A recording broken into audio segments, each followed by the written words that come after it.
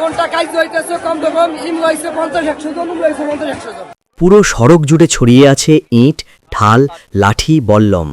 হাতে সড়কে নেমে পড়েছেন 8 গ্রামের মানুষ। দীর্ঘ 4 ঘন্টা ধরে চলা ধাওয়া পাল্টা ধাওয়া ও ইট পাটকেল নিক্ষেপে পুরো এলাকা পরিণত হয়েছে রণক্ষেত্রে। পুলিশসহ আহত হয়েছেন অন্তত 200 জন মানুষ। এলাকা জুড়ে বিরাজ করছে থমথমে পরিস্থিতি। এ চিত্র ফরিদপুরের ভাঙা উপজেলার। শনিবার সকাল 7টা থেকে শুরু হয় ভাঙার মনসুরাবাদ, খাপুড়া, মাছকান্দা, সিঙ্গারিয়াসহ 8 গ্রামবাসীর মধ্যে সংঘর্ষ। স্থানীয়রা জানান, শুক্রবার ফুটবল খেলার মাইকিং করাকে কেন্দ্র করে 4 গ্রামবাসীর মধ্যে সংঘর্ষ হয়েছিল। সেই ঘটনার জের ধরেই সকাল থেকে লাঠি, বল্লম, ঢাল হাতে সংঘর্ষে জড়িয়ে পড়েন 8 গ্রামের মানুষ। এ সময় 50টি দোকানে ভাঙচুর ও লুটপাটের ঘটনাও ঘটে। এ ঘটনায় পুলিশসহ আহত হয়েছেন 200 জন।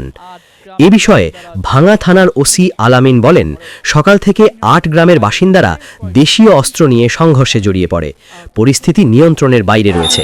কয়েকজন পুলিশসহ গ্রামের অনেকেই আহত হয়েছে বলে জানান তিনি। সরকার কি করে এগুলো দেখে না? এটা সমাধান আছে তো, এগুলো ভিড় লাগবে তো, পাবলিক পারপাস না, দুইটা মুয়ে লাগতেছে। সেই ক্ষেত্রে মানে পাবলিকের ভিতরে তো ঢুকে তো ভিড়াবে এমন কোনো সিস্টেম নাই। এটা ভিড়েই তো বিজিবি লাগবে। 4 ঘন্টা কাজ হইতেছে, কম তো কম ইম হইছে 50-100 জন, হইছে 50-100 জন। প্রায় 300-400 জন হয়ে গেছে, আহত হয়েছে।